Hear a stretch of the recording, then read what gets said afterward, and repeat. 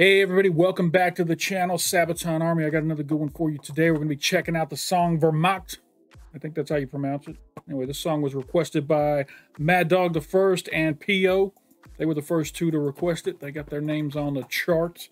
I have no clue what this song is about. I do know that when I pulled up the Sabaton history to get it all keyed up, it does call it the German Army from 1935 to 1945. So I guess this is going to be a song about the German army during World War II. I'll have to go into it with an open mind because, German army during World War II, they get a lot of bad press these days.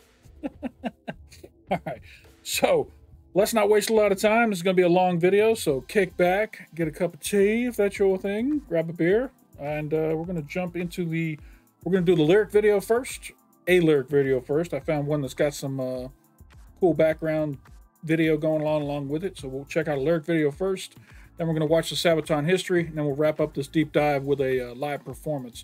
The live performance I found was a fan shot live performance on their phone, and the reason I chose this particular fan made video is because there seems to be a live orchestra on the stage with Sabaton, so I haven't seen that before and I want to check that out. So if the quality's a little low, I apologize, but hey, we're just here to have some fun, learn some songs. So I'm going to go into this with an open mind. We'll see what Wehrmacht is all about. This is Wehrmacht, lyric video by Sabaton. Here we go. Schmidt mit dem Leutnant. Hartmann, das LMG gibt Feuerschutz. Gib Schmidt dein Gewehr, du Kasper. Freitag, Koch und Lewinsky mit mir. Jetzt will ihr zeigen, aus welchem Holz ihr geschnitzt seid. Ich kann nichts hören! Marsch!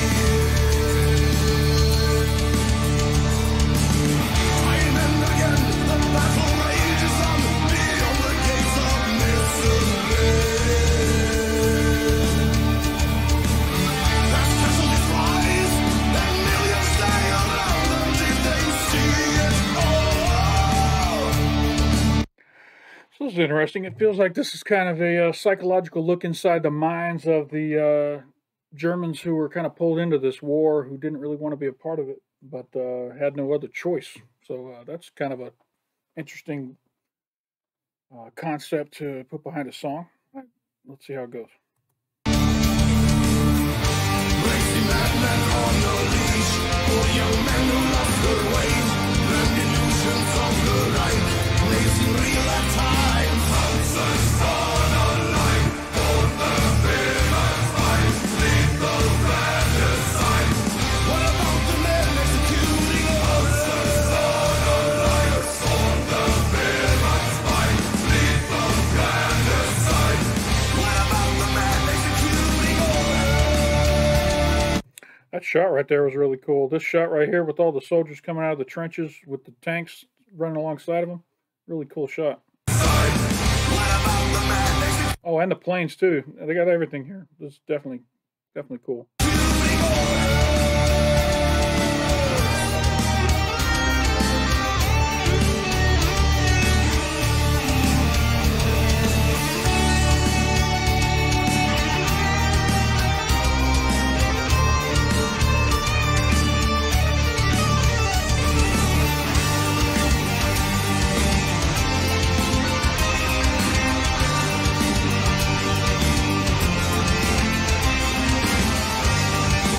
sure all these clips are from some movie that I haven't seen. So if you guys know what this movie is, let me know. It could just be something released in Germany.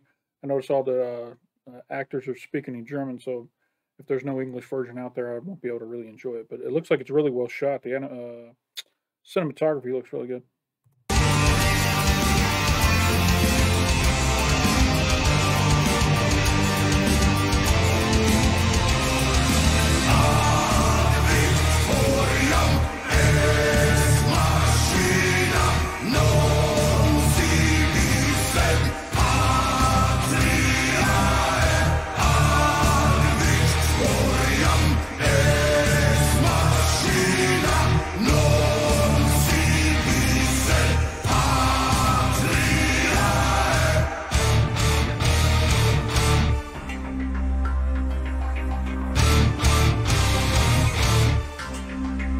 Whatever this sound is right here is cool.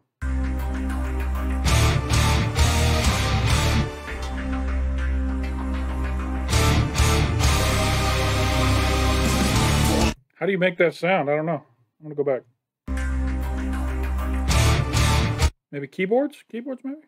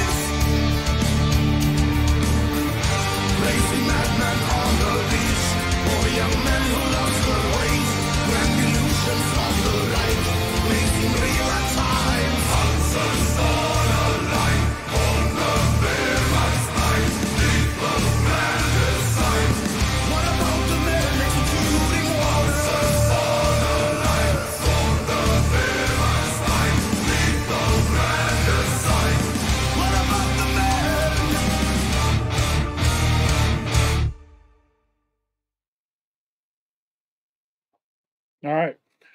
So I want to say this. I see what this song is about, and I understand it, and I don't hate it. This is actually a good song. I really like the music. The music behind this song is great, and the message behind this song is important. If there's one thing that I've learned since I've started doing reaction videos and running this channel, and definitely since I've started listening to Sabaton music, is that the impression that is taught to most of the world about Germany during World War I and II, especially during World War II, was wrong. And I've turned the corner and backed down a little bit about, obviously, all the Germans fighting in World War II were not evil bastards, okay? A lot of the folks were just like these young kids here who were forced into a war. They had two choices: get killed by the German army for not fighting, or join the German army and fight, and defend their country, that kind of thing. And they're taught all the propaganda. They're forced into war, and they weren't all evil Nazi bastards. So that is one thing major that I've learned since day one of starting this reaction channel. So that's one thing Sabaton has helped me turn the corner on and show some, I don't know if the word is pity. It's not pity. It's understanding. I understand. I understand better, and I'm a little more educated thanks to Sabaton, that every German should not be treated like they were a Nazi or that kind of thing during the war. There were a lot of evil bastards. Don't get me wrong. There were a lot of them that deserved to be treated like monsters and assholes, like they were. That they did some evil, evil things. Some of the worst atrocities in the history of mankind. But it's I'm not going to say fringe, but it was, most of the German soldiers were just fighting because that was their only choice. It was either that or be locked in prison or killed or, whatever. I get that, and I think that's what this song is about. It's humanizing those members of the German army who were just following orders, out there doing their job. Our country's at war, and I'm on my country's side, and I want to go do what I'm told to do. So, I'm not sympathizing with the Nazis. The Holocaust was terrible, and that never should have happened. Hitler was an asshole who deserved to die and all that good stuff. But there are a lot of Germans who were fighting in that war who were just caught up in what it was and they were just following orders. So that's that. Let's go ahead and jump over into the history. I'm sure we're going to get a lot of that information from, looks like we got Joachim and Indy here. So let's jump into the history of Wehrmacht, the German army from 1935 to 1945. 10 years. All right, here we go. From Sabaton. And this is Sabaton History. Yeah.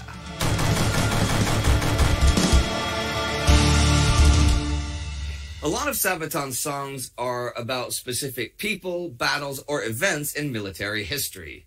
Aber nicht Wehrmacht.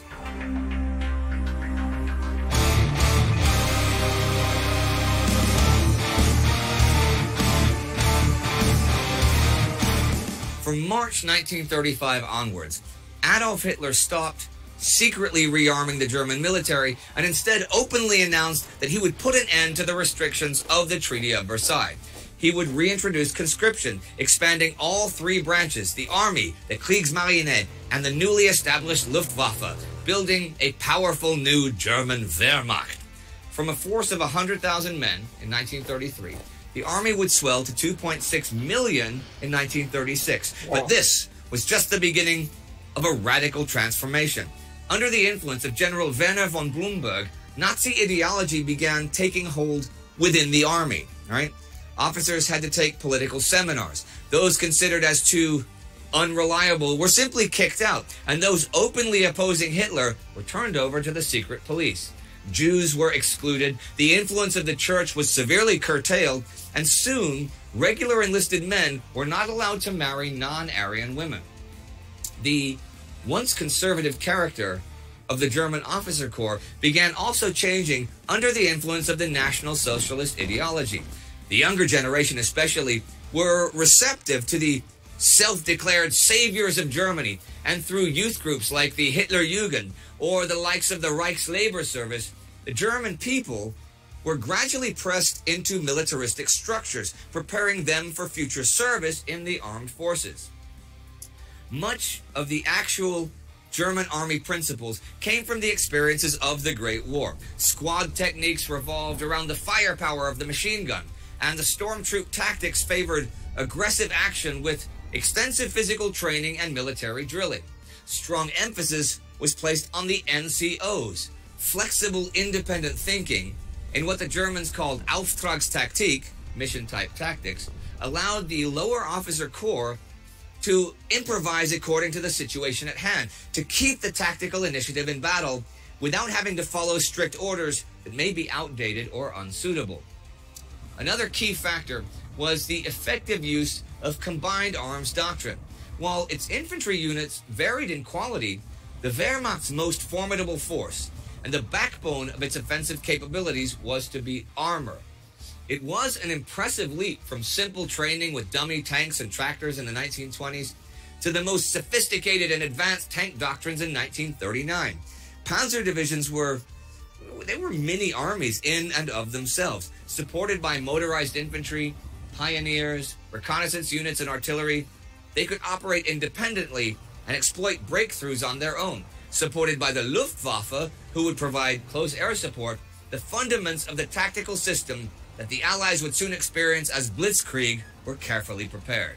The ability of the Wehrmacht to consequently adapt and improve itself through experience and new weapon systems set it apart from other armed forces in the world. From the rather simple Mark I and II tanks to the mighty King Tiger and Panther tanks in the late war years, they were very capable of improving on their designs and further pushing the technical boundaries of what was possible. The soldiers had high-quality weapons, gadgets, and explosives with which to take on the enemies of the Reichs. Motorized Panzer Grenadiers, elite parachute, and resilient mountain infantry troops were trained and led with the utmost combat efficiency in mind. If it came to war, they would break the enemy and break them fast, achieving breakthrough with a series of devastating hits.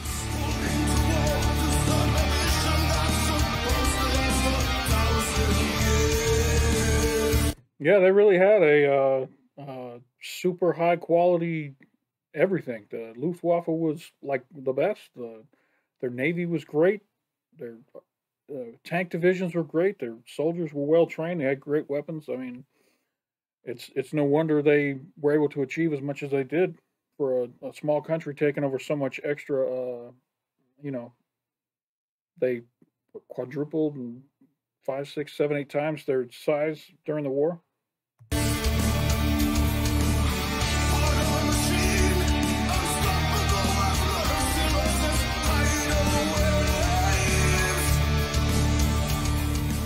However, while the German Wehrmacht certainly did not lack for tactical ability, its leadership would totally fail to implement a coherent strategic vision and soon fell victim not only to ideological interference but also its own hubris. Despite the rapid rearmament, the German Wehrmacht was not ready to openly challenge Europe nor the rest of the world. The German economy was unstable, and the war machine was very dependent on international supplies, often from the realms of their future enemies. For Hitler, however, war with the great European powers seemed inevitable. If sooner or later the Wehrmacht had to go to war with the Reich's neighbors, so be it. The German Reich would be great again, or it would not be at all. Most of the old guard German generals and higher officers who had experienced the Great War firsthand did not embrace Nazi ideology outright, but did agree with Hitler's rejection of the Versailles Treaty and his rearmament policies. Many generals shared his aversion to Jews and Bolshevism, tracing back to their own experiences of the German Revolution and the local Bolshevik uprisings after the Great War. Some were simple pragmatists or technocrats. Others resigned themselves to the Prussian ideal of the apolitical general. But by no means were they blind or helpless devotees to the Nazis' blood and honor ideology, and many were very much opposed to violence against prisoners and civilians. But the generalship failed to make a move against Hitler when they still had the power to do so. Once all high-ranking opposition was either removed or silenced in the wake of Hitler's victories, it was way too late for that. As early as the assimilation of Czechoslovakia into the Reich, but especially after the Polish campaign in September 1939, the crimes of the SS and the police against Jews, other civilians, and prisoners could hardly have gone unnoticed by the Wehrmacht. The mass executions of non-combatants, often done with the resources of the army, prompted vehement protest from many Wehrmacht generals who saw this as real stains of honor on the German soldiers.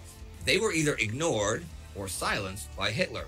Soon, though, the Einsatzgruppen and the Waffen-SS began challenging the army's monopoly as the armed forces of the Reich. And while the Einsatzgruppen acted as the harbingers of the Holocaust, the Waffen-SS showed fanatical belief in both National Socialism and the righteousness of the war. By 1939, men like General Blaskowitz, they still tried to appeal to Hitler personally. When high officials of the SS and the police called for atrocities and brutalities and publicly praised them, then within the shortest spell of time, only the brutal will rule. With astonishing speed, men of the same sick leanings and character will come together in order to give full vent to their beastly and pathological instinct. General von Rundstedt added that the great achievements should not be soiled by the behavior of irresponsible elements. But although many German generals condemned the execution of thousands upon thousands of civilians by the SS and its auxiliaries, they failed to prevent them from happening. Their moral objections did not turn into action, and the Wehrmacht became slowly but surely an accomplice to those crimes. These spectacular victories in Yeah, if you don't stand up and stop when you see the wrong things happening, you're almost as guilty as those doing it. You know, it's hard to do sometimes. It's hard to say, hey, I don't think we should be doing this, because they could turn around and point the guns at you. So they were in a tough spot. Poland, Scandinavia, and especially France further helped to silence the internal critics.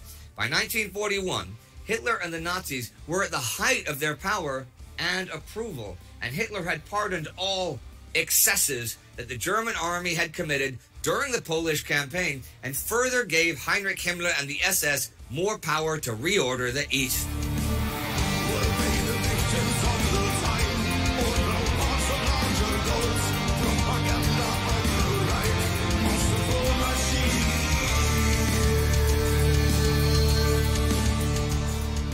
It seemed like nothing could stop the Wehrmacht, whose skill in combined warfare was unchallenged by any of its rivals.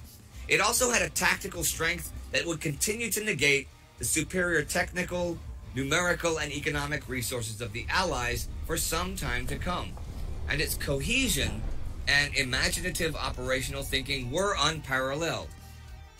This perceived superiority, however, also sparked a fatal hubris, especially in Hitler and the higher Nazis, that now took more and more control away from the actual architects of the previous victories. The invasion of the Soviet Union and the Eastern Front was not only the place where the German army would be broken, it was also the place where it would lose its morality.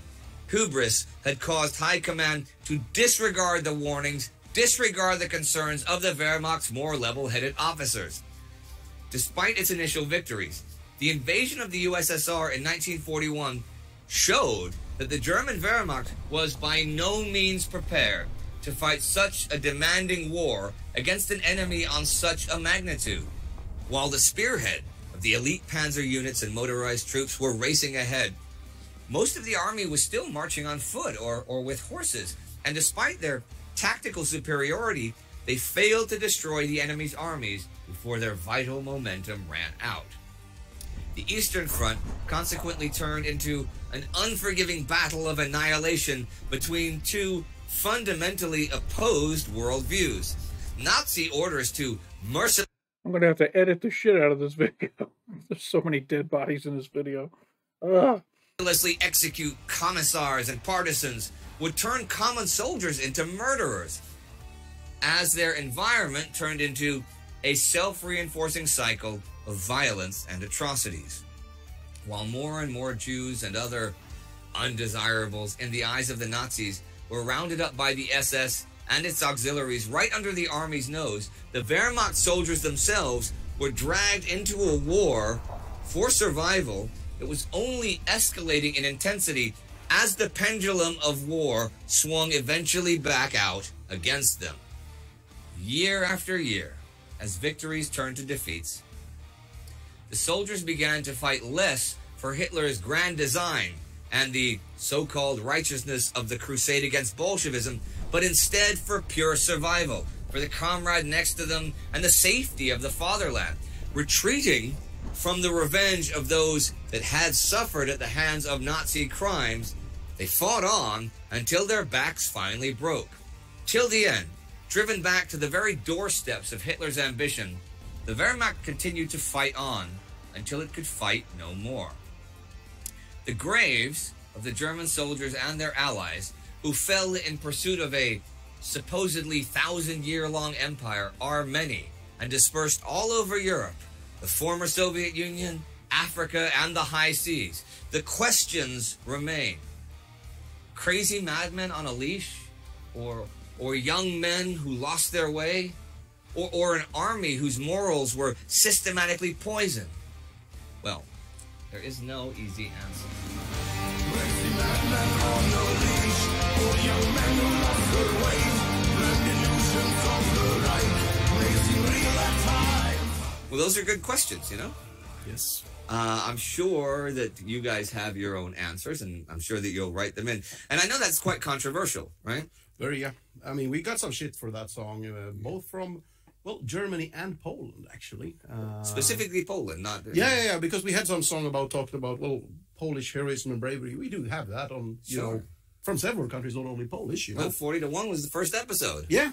And it was actually a column in a national magazine questioning how we could do such a thing. In Poland? Or? In Poland, yeah. Okay. How could Sabaton possibly even ask those questions, you know? And I think questions are always good. You should never be afraid to ask questions. Never be afraid to ask should questions. Be, however, be very, very, very, very, very fucking careful about claiming facts or saying this is the way it was. But asking the questions, it's a healthy thing to do. Well, one problem with that was specifically claiming the facts. Like when we talk for a song like Wehrmacht, again, it's not about a specific person or a specific thing.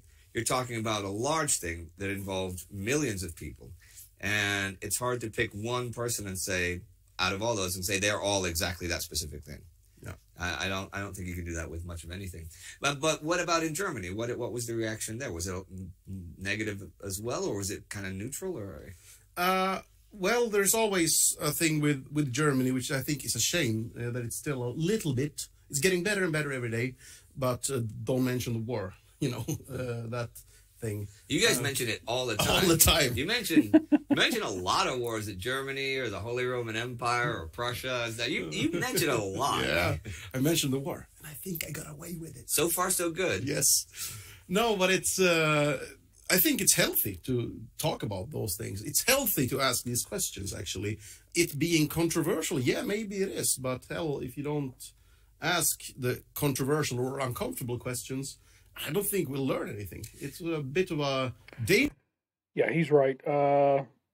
We can't just all pretend, hey, nothing ever happened. You know, we can't talk about that. Nothing ever happened. It is what it is. You know, it's the questions have to be asked. If otherwise, we'll forget about it one day, and history will repeat itself. So he is absolutely right. As uncomfortable as it might be to cover these topics, it's important to cover them and make sure that no one ever forgets. Danger in, well, I think, in a political climate when you try to avoid everything that's uncomfortable or, you know, not... or paint everything in black and white. Exactly. Very, very dangerous situation. Well, that's, you know, I mean, I think history's cool because I'm a historian, but a lot of people don't think it's cool, and that's fine. But it's necessary to either avoid mistakes you've made in the past or to do the same thing again because it specifically worked out for something you like. And since Wehrmacht, that's a story of how did you get to this point? No, absolutely. Know? It's not just saying, okay, it's 1943 and all these people are jerks because they killed all these people. It's well, okay, yeah. How did you get to that point and stuff? And that's where the important parts of history is, and that's at least what I hope we do well on World War II, between two wars, and here with the stories of that. Yeah, Indy's right there too. The most important part of this is for us to figure out what led up to those horrible things happening. And if we can identify what happened, the dominoes that lined up to get us to that terrible place. Finn, what are you doing over there? Finn, lay down. If we can identify those dominoes that led us to that horrible place where those bad decisions were made, then we can keep our eye out in the future. If we start seeing those same dominoes getting lined up again, we'll be able to identify it and stop it. So, yeah, Indy's got a good point there. What about the song itself? It's a bit of a different one, actually. It's, you know, I used to say that every Sabaton album has one or two songs that are a bit different. And on this album, Coat of Arms, it would be this one and this track, The Final Solution. Right. Both are a bit controversial on the topic, of course. But musically, this one is a bit more mechanized, a bit different. I guess I was inspired a little bit from the band Crimson Glory. Is there a part of the song you want to play right now? Let's do the verse.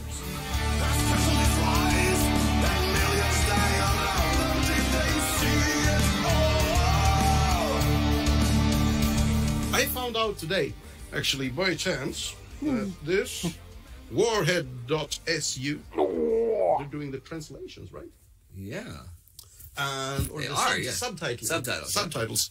And I thought, you know, the SU, I didn't know which domain it was. And Per made a joke, yeah, it's the Soviet Union. I'm like, yeah, come on. You know, it's probably, you know, some kind of... Some island in the Pacific. Some island in the Pacific we never heard of, and they just got that because it's cool. But it turns out SU is actually the designation that the Soviet Union got just a few months before it collapsed. So they're already doing domain names back then, really? Yes. Okay. And, they got this in 1990. And they still have an SU address? Yeah, I think it said something on Wikipedia that Russia still controls the SU. I want an SU address. I want that. I want Sabaton.su. So I like the old Mark IV tank there. Anyway, So, yeah. thanks to the Warhead guys for subtitling. Oh, yeah, thanks to the Warhead guys for subtitling. Thanks to the Warhead guys in the Soviet Union For subtitling. Okay. Well, that's it for today on Sabaton History, but we'll see you in just 1 week, yes? Take care. We'll see you in 7 days. See you next time.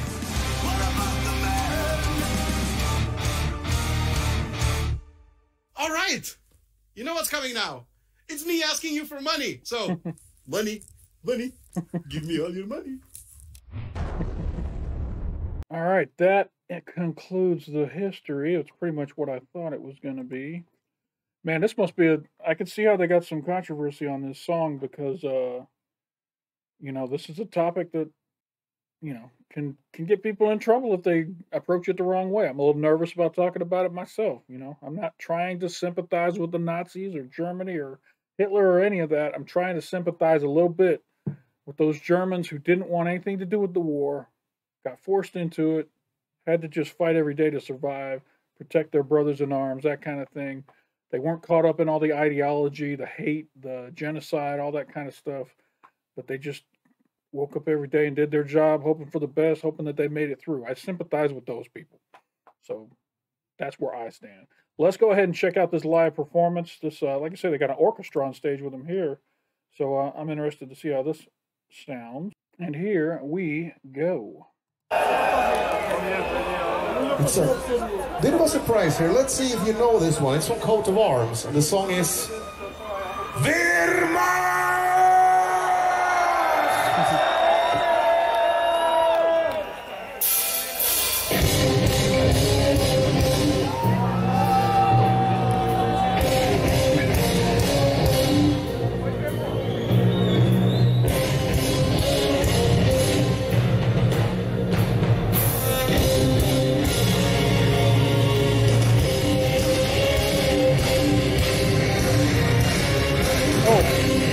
Oh, Joachim's got a leg cramps trying to get it out.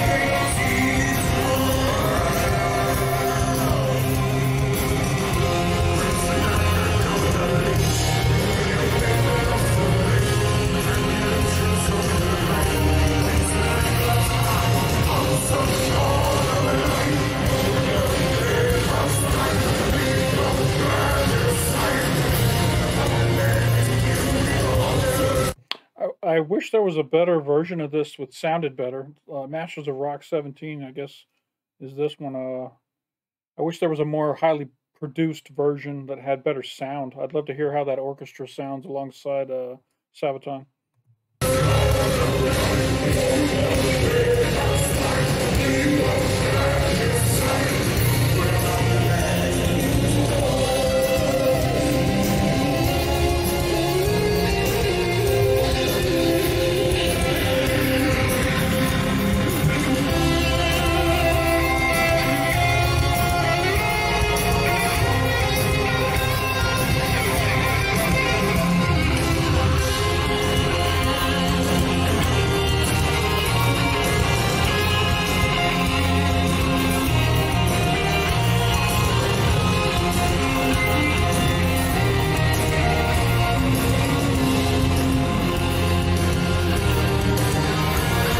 I like that dual solo there by Chris and Tommy.